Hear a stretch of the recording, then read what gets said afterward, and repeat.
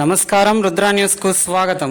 మాజీ ప్రధాని ఇందిరాగాంధీ 1975 జూన్ 25న విధించిన అధ్యాయిక స్థితి స్వతంత్ర భారత చరిత్రలో చీకటి అధ్యాయమని, 21 నెలల పాటు కొనసాగించిన ఈ రాజకీయ నిర్బంధ కాలం దేశ ప్రజాస్వామ్య చరిత్రలో ముఖ్యమైన మలుపు అని, భారత రాజకీయ ముఖ చిత్రంపై అది ఒక పెను ప్రభావాన్ని చూపిందని, అధ్యాయిక స్థితి అది ఒక చీకటి అధ్యాయమని, 1975 జూన్ 25ను పురస్కరించుకొని అత్యవసర పరిస్థితిని ఇందిరాగాంధీ విధించినందుకు నిరసనగా సిద్దిపేటలో కార్యక్రమం నిర్వహించగా ముఖ్య అతిథులుగా చిట్టి గోపాల్ రెడ్డి మరియు చిట్టి దేవేందర్ రెడ్డిలు పాల్గొన్నట్లు మీడియాతో తెలిపారు.